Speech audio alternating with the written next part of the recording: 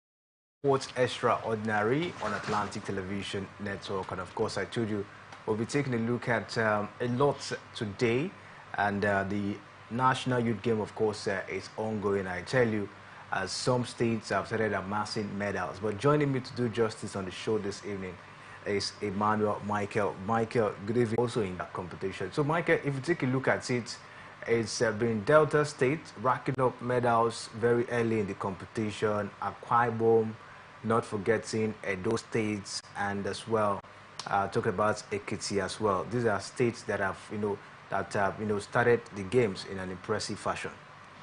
Yes, I think Akwa Ibom State, they are just making their presence felt this afternoon, today, rather early hours of today, when they actually were able to start something as it is right now. I think other states like Kogi State, just like you've mentioned, Delta, Kogi, Bayelsa, Lagos State as well, do not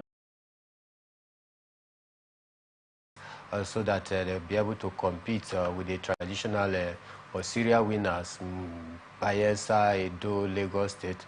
But as it is a nice one, having been able to register their names on the medal log. Well, do you see, you talk about competition. Do you see competition this time around? Of course, we understand that Delta States, they've always maintained dominance and about, in the last 6 edition of the National Youth Games. This time, with the, impressive outing we're seeing from states like Akwa Ibom, Edo, Ekiti, even Benue State. Do you see them giving Delta a very good competition this time?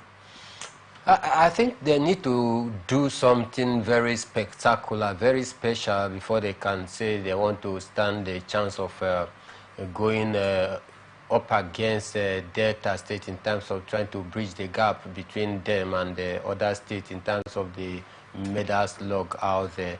Delta State, they've been doing the needful by developing sport generally, and that is why it is no, excuse, it is no fear for me that they are indeed maintaining that dominance. Why? Because they've been able to do the basic things, which is provision of proper facilities and also encouraging young sportsmen and women to come out in mass and take part in whatever sport that they derive pleasure. So for other states to be able to challenge them, they need to be on their toes in order to ensure that at least they'll be able to give them a run for their money. If not, I tell you, it's going to be another dominance for Delta State as it is, because for me, having gotten the nod last time I had to host the National Youth Game, because of the fact that they actually have the requisite materials or tools, the facilities on ground to be able to host it. That is why they have also been given this year's edition as well to also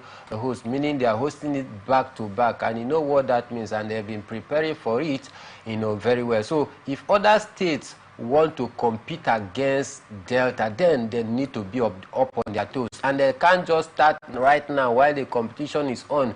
It is a planning that they should have started maybe a few years back or months back before they think of catching up with Delta State. But this is sport, anything at all can happen. But from the early signs that we've seen, it looks as though it's not going to be business as usual. Don't forget, even Kogi State were the first state as well to register their name on the medals log. 3 medals as at yesterday. And we are seeing other states as well coming up very strong. Edo State, Bayelsa, Lagos State, they are also not relenting on their order as well. So for me, it promises to be an exciting one, and I hope to see other states as well giving Delta State a run for their money this time around.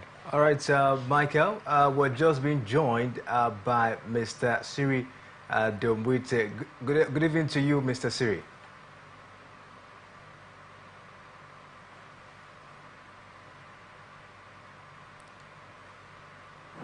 Mr. Siri, can you hear us? Yes, I do. All right, we're talking about the National Youth Games this weekend. And of course, taking a look at the medals table, it is Delta States, Bayelsa States, Lagos State, Ekiti States, and as well, Akwa Ibom, of course, putting up an impressive performance this time. And if you take a look at it, they are the top 5, states, or top 6 states, you say, now at the table. What do you make of these states? Of course, putting up an impressive performance at the early parts of the competition. Well, like mentioned, early days, a few days into games, and you would expect that traditional Delta State and others there now could be the affair there are quite a lot of events, and some states have entered for people event, may not enter for the other. And so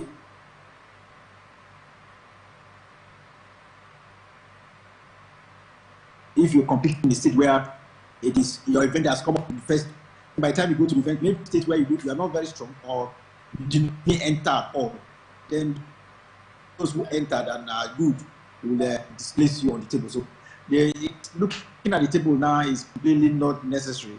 You begin to look at the table the last few days to the end of the games, which is quite a number of days away from as we speak. So looking at the table now can be very deceptive.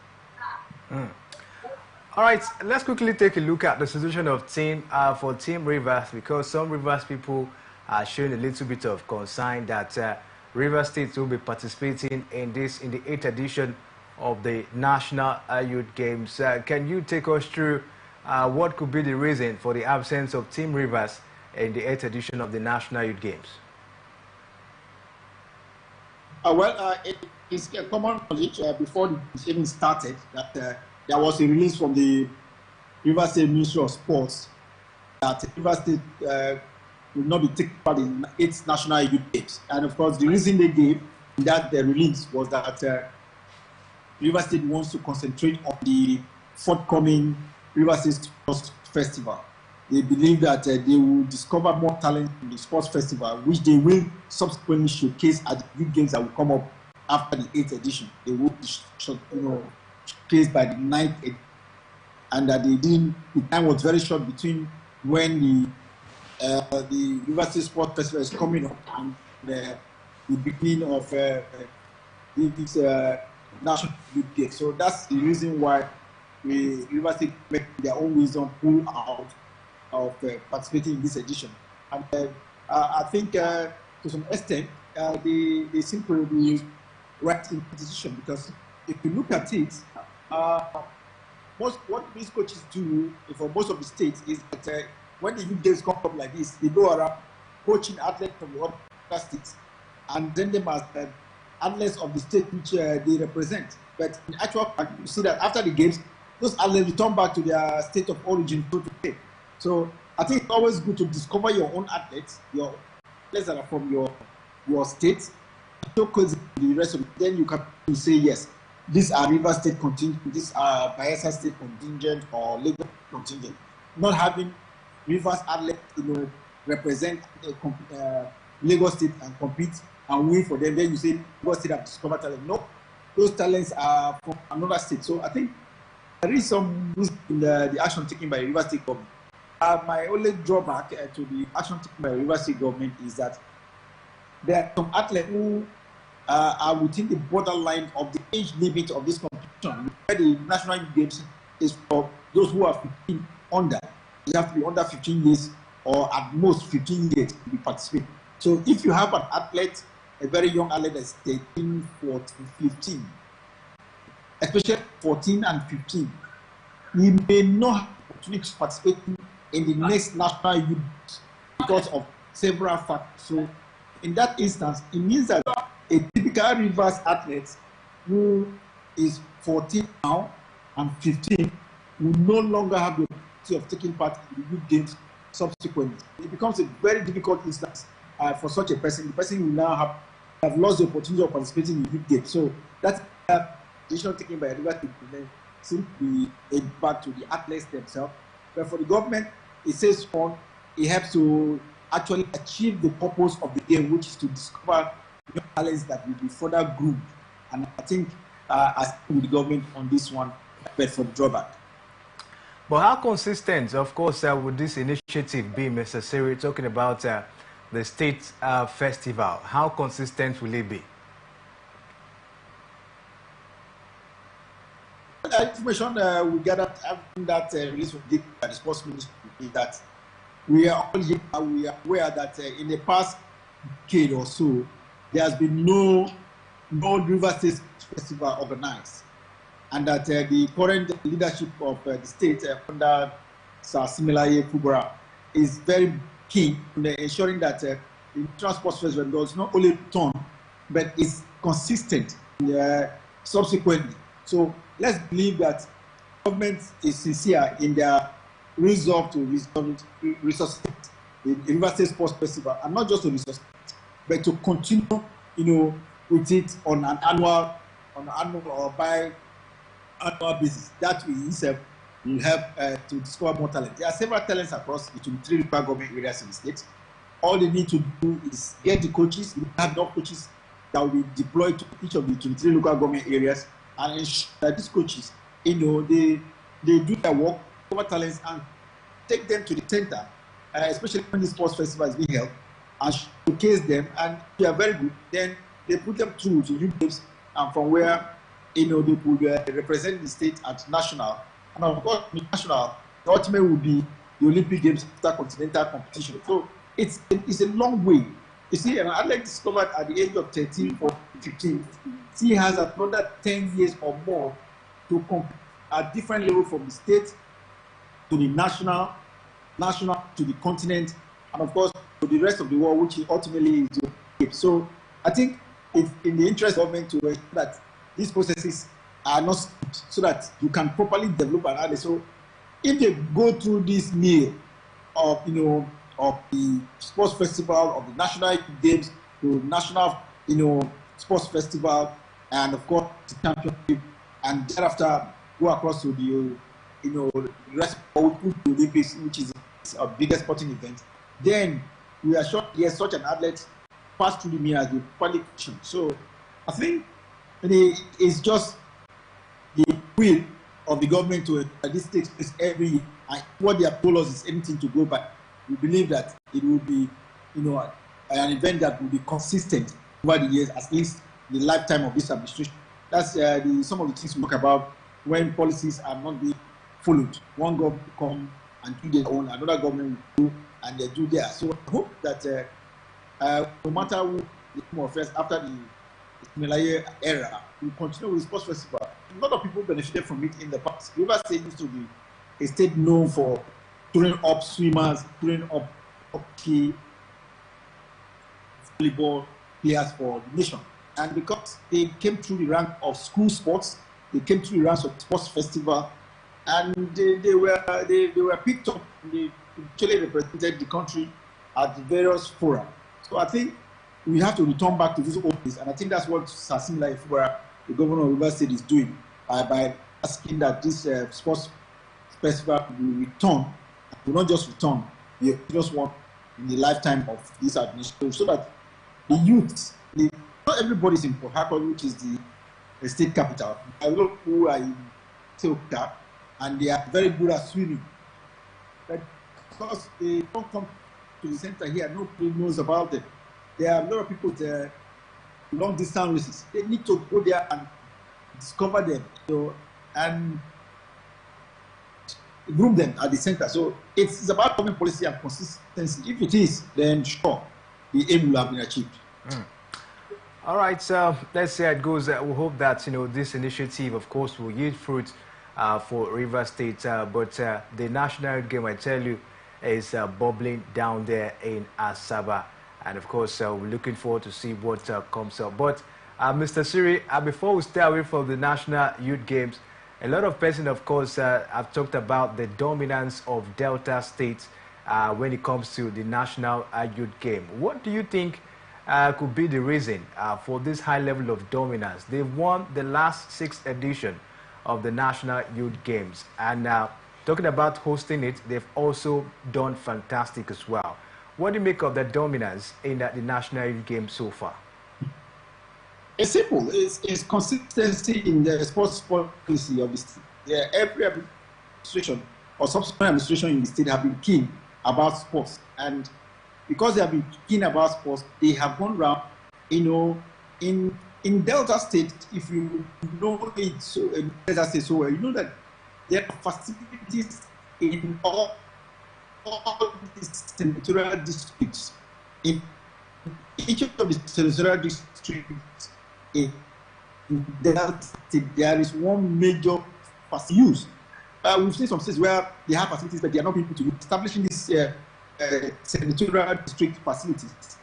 You see that each of the people they go around and they organize competition, and these facilities are put to use. Again, it's consistent of government to maintain these facilities. And if they continue to maintain the facilities, it seems athletes are busy and being thrown up. In Delta State, they train coaches, and not having one coach for 10 years and not being current with what's happening in their respective sports discipline. In Delta State, it's them train coaches, and they follow up with school sports competition where these athletes are discovered and put to use from the state. So first, you need to have the facilities, not just having the facilities. You need to develop them, you need to renovate them, and maintain them. And that's what they do more in Delta State. You need to invest in coaches. These coaches are the ones who go around and discover the talent. So they have coaches in numbers who are actually working. And so when it comes to competition, they're not waiting for the time of the competition to do all of this. They do it ahead. And so when it comes to competition, they just enter. And because they have been properly conditioned, they just win and win. And like you're talking about hosting, no responsible government or federation will want to go and give hosting rights to a state who do not have these facilities. Like I mentioned, these facilities are properly stated in Delta State. So it's simple to always go back to Delta State to use these facilities. So first, is government policy, is it consistent? Do they have provision for facilities? Do they have manpower, both coaches? If you have the coaches that can do that, of course, administration, they can discover the talents that can be used to be, to return victory to the state at the end of the day. So these are things that Delta State is doing more that the other states are not doing, and that's why we host and continue to host. Because imagine going to a state that do not have facilities, you just because you want to give them hosting right. No, nobody will be happy about it, And so I think these are some things that go with. In Delta State, you have several, facilities that could, that could take care of accommodation of a large number. In this competition, we're having this week games, nearly 5,000 athletes. Where do you accommodate them? Transport, logistics, and all of this. These are all things that are properly spread in Delta State. That's why I see Delta State hosting again and again. All right, sir. Let's quickly stay away from the National Youth Games. Mike, of course, still here. Mike, I don't know if you have anything to add from what Mr. Syria said before I will stay away from the National Youth Games. For me, I think he just said it all. Policy formulation, consistency are some of the key. Why it looks as though Delta State is dominating, when it has to do with the National Youth Games. And of course, just like he mentioned, he rightly mentioned out there, any responsible government will want to take a hosting right away from people that have the needed or required facility, to take it away from them and go to other state that does not have the required facility. Will make a mess or nonsense of the essence of the competition itself. And moving on, other states as well that looks to be doing pretty well on the medal slug right now. Like Mr. Siri said out there, it is not yet an uhuru for them because it is at early days. A time will come where we begin to sieve the chaff from the main seed out there. So it is too early. But now, I think all things are going according to plan, especially you talk about the organizational structure, which is key. I think they've been able to put up a group game. We had also that their camp, most of their players out there got flu. At some point, it looked as though they were not going to play the last group game because of that challenge, but then they were still able to surmount, such challenges and find their way down to the final. So for me, en route to this final, it has not been easy one for them, but then they were able to surpass some of those obstacles and go to the final. You must give it to the girls. I tell you as it is, right? They've done a lot because naturally, having passed through this difficult process, before you could take part and possibly think of making it through, you need a whole lot of mental stability. You need a whole lot of encouragement. You need a whole lot of patience and perseverance before you can surmount some of those challenges, and go to the final. I think for me, it is worth celebrating. Not getting to the final, but also ensuring that we pick one of the tickets for the 2000 and under 19. Under 19. Because when you cross over this under 18 that they are taking part in it, right? But the World Cup that comes up on that is under 19 comes up in Switzerland. Africa had the luxury of having just 2 tickets, and thank God enough that they were able to pick one of those tickets, qualify for the final, which for me I think has been very, very commendable, considering the challenges that they passed through before, heading to the final. What about the male team? The J Tigers couldn't get down and couldn't get past their opponents to make sure they get down to the semi-final of the competition.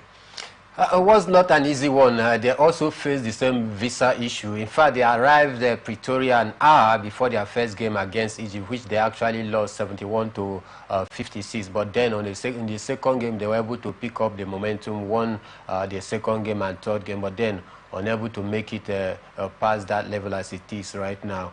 You must also, they fought gallantly. Just their effort weren't good enough as they came up against a more stronger opponent. I believe if they had, the time enough to have prepared and settled down before this game, they should have been able to at least go find this very one. But then it wasn't to be. Well, you can't actually take away the qualities, that some of the players possess out there. So for me, not a good one, but then it's not a bad run at all, because this is the first time in a long while where we are having the male and female team of the under-18 progressing far in such a competition. So for me, I think in as much as it is not a happy one that they were knocked out, but then we need to also take some positive away from their appearance so far this year.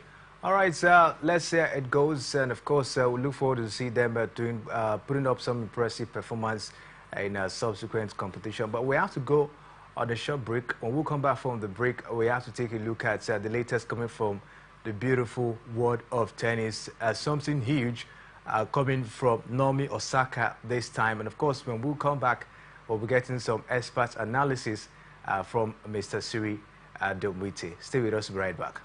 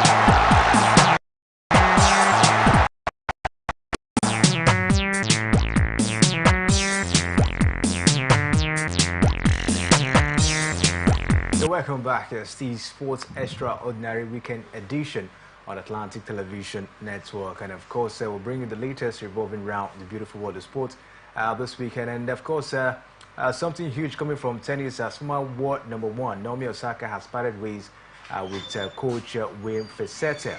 It comes after she admitted to being frustrated with her recent results following an early exit from the US Open last month. The Japanese tennis star began working with the Belgian in 2020 and has had 2 stints with him. Osaka, with 36 years now, won 2 of her 4 Grand Slam. That's the 2020 US Open and 21 Australian Open titles with Fessette in her corner. Fessette rejoined Osaka when she returned to tennis in January following the birth of her daughter in July 2023. Mr. Siri, what do you make of it? Naomi Osaka, the struggle for her, and of course her parting ways for her, and as well, parting ways, of course, with head coach this time around.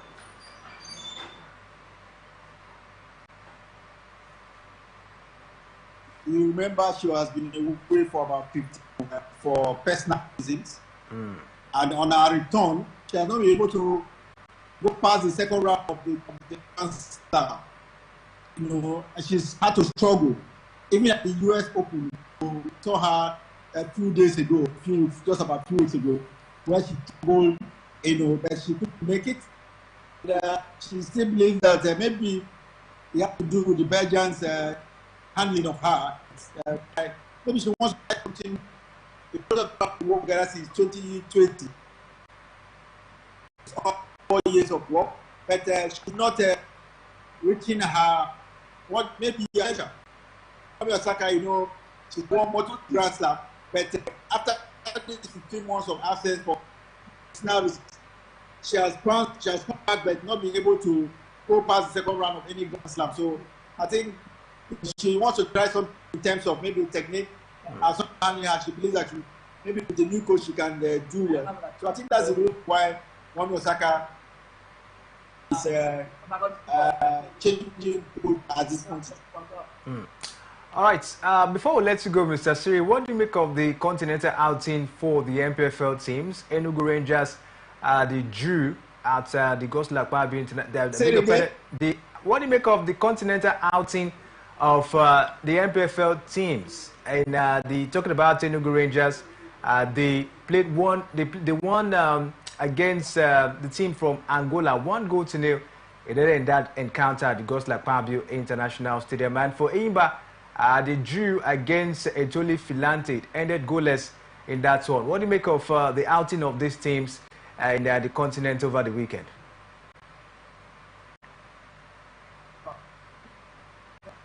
Well, I think the two that represent Nigeria at the continent, I think this weekend has to break it, who was up against Estrada of Angola. They played their match, of course, at the Goslar Akpabio Stadium because of lack of a proper, playground in Enugu where they are playing from, and so to pick the only stadium that is satisfied feedback cap. And it doesn't look taking the possession of the place at their home court per se. Okay, we still struggle. Overall, they lost. They were by 2-1. That was a really, really nice game. Now in the second round, they managed to score the only goal in this encounter against Angolan side in the 80th. So people have been more dangerous or been for the Nigerian Rangers International if they did not score that goal. But it took so long a time, 80 minutes.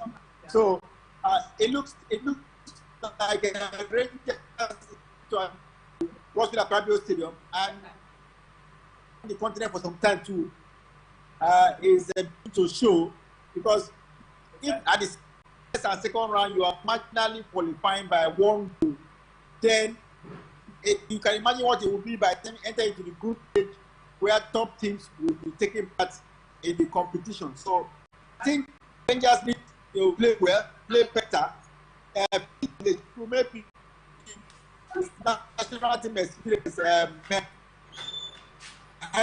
do what is right. But for now, I rate the showing that careful factor.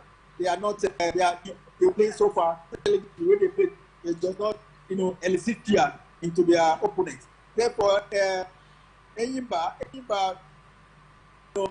what allowed the goalless draw in the way this weekend against the opponents. And I think that's a good way. If they return back to Nigeria, then they can go ahead and use home advantage to qualify for the next stage of the competition. They have fresh as well. They have not had a lot of action because it's been off-season here. The league already in Nigeria just about 7 years ago. So I think the two are not probably match fit, match condition because they had. I've not had to play, some quality national, some quality friendlies ahead of this one. They did not take part in the first round, but they are not as fit as the others. So everybody needs to be properly conditioned. They need to step up into not being in action over a period of time. But a good throw away, I think it's a good one. They can come back to Nigeria and finish in the next situation for making them to qualify for the group stage. But no doubt, Nigeria's most prized when it comes to double time winners at the CAF Champions League. Now they are playing in the CAF Champions Cup. They show their quality and need to take more from their pedigree. If they can get from their pedigree, I'm sure they can qualify to the group stage of the competition. A goalless draw away is a good one for Enyimba International CAF Champions Cup. All right, Mr. Siri, thank you very much for your incisive analysis. We could have you more. We could have you more on the show, but I think you are very busy at the moment and want to attend to other things. Thank you very much for joining us this evening.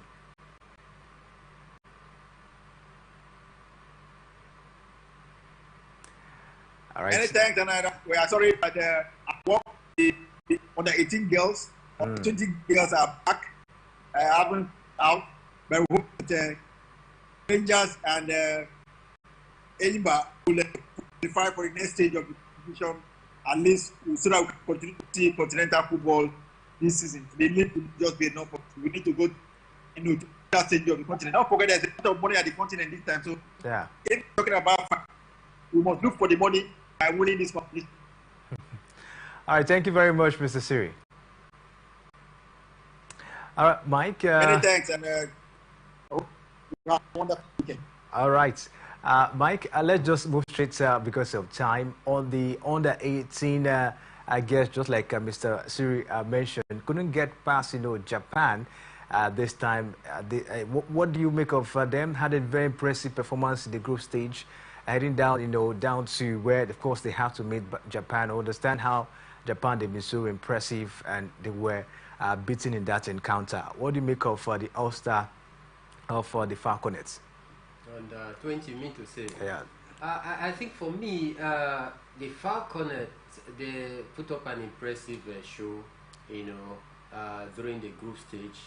They did pretty well with Christopher Danjuma, behind the touchline, dishing out instruction, especially for Igbokwe, the midfielder, who is a very key player, played a pivotal roles in the group stage where we were able to scale through.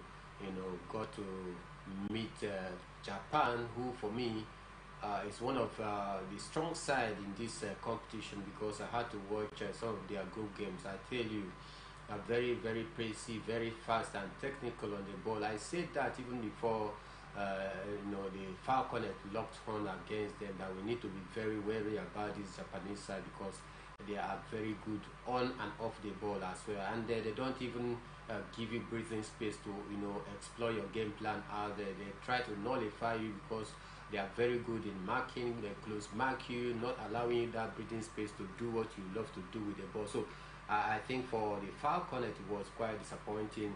Had to go down very early in the game. In fact they considered 2 goals. But then we were able to pull one back at the nick of time, which wasn't good enough for us. It was more like a consolation goal, because the goal came very, very, late, few minutes before the end of the 90 minute. And for me, I think it's not a good one for us. Taking a look at our pedigree in the competition, because in 2010 we got to the final as the runner-up. In 2014 we were also runner-up in that very one.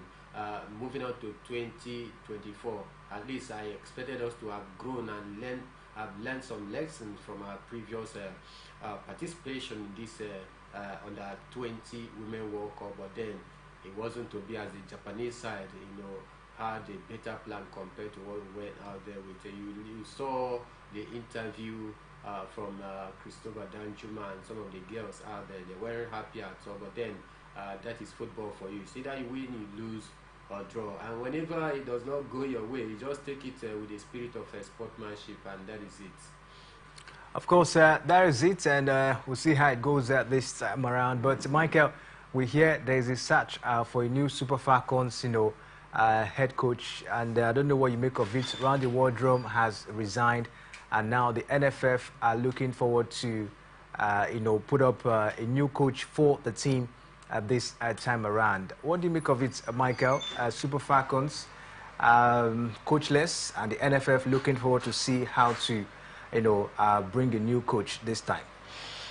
Well, it's a big problem. It's a big challenge, rather, because it's not a problem. It's a challenge for us. Looking at how Coach Randy Wardrum has been able to unite these girls, for me, I think it's going to be a little bit of challenge trying to look for a proper replacement. But then I think we should look inward. If we want to get a foreign coach this time around, NFF are complaining about paucity of fund, to get a standard coach, even for the male team as well. So I think we should look, Binet.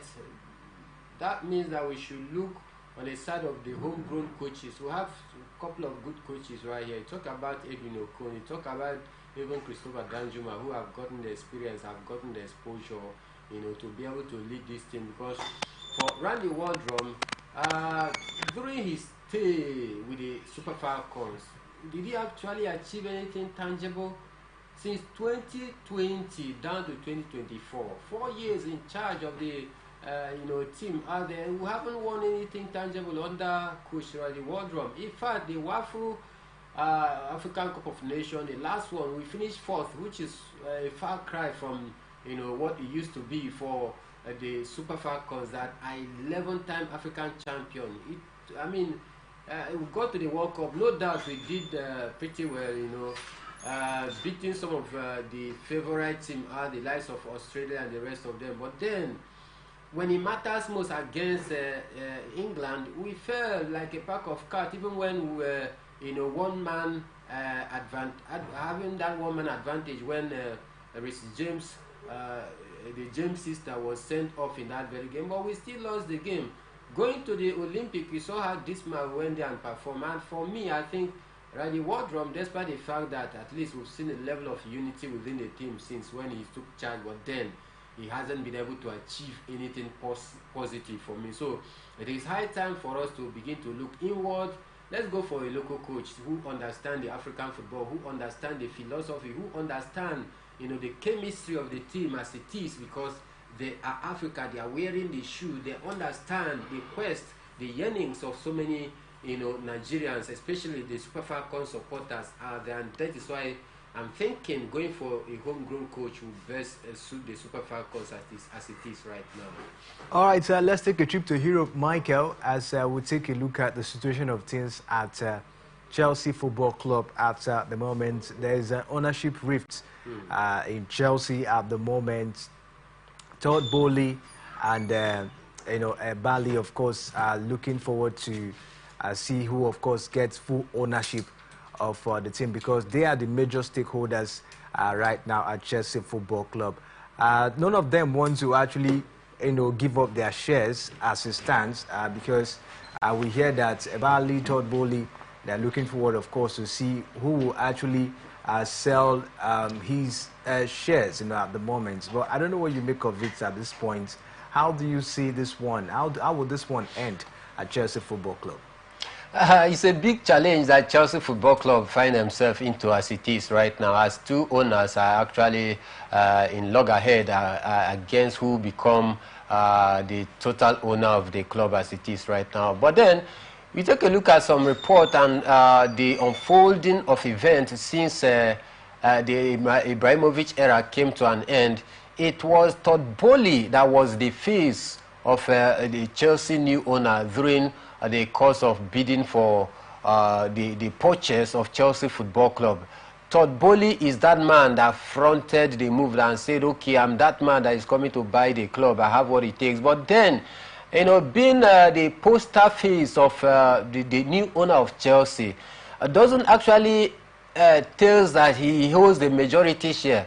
Because from real facts, it is very clear that Todd Boehly being the poster face of the man that came to buy Chelsea. But then we understand that the bulk of the money that were used to purchase Chelsea Football Club as you know, a new owner by Todd Boehly wasn't actually totally his, because Bedari Gali owns 61% a share of the club, while Todd Boehly owns about 38 or 39 thereabout. So, and the bulk of the money used to purchase the club was from Bedard Egali. But then, so many persons just knew Todd Boehly. Why? Because he was the man. He was the man in the midst of all of this. His picture, even the day-to-day runnings of the club, you saw when he came in, how they were able to flush some old players. He brought in new players, talking about Todd Boehly last season. Bought players with huge amount of money, spent over 1.2 billion on players. But it looks as though his policy formulation is not working. So the other shareholder who hold the majority stake looked at it and said, okay, it is time for you to step maybe aside. Let me take up the front seat of the day-to-day administration of the club. And that is how he came in this season.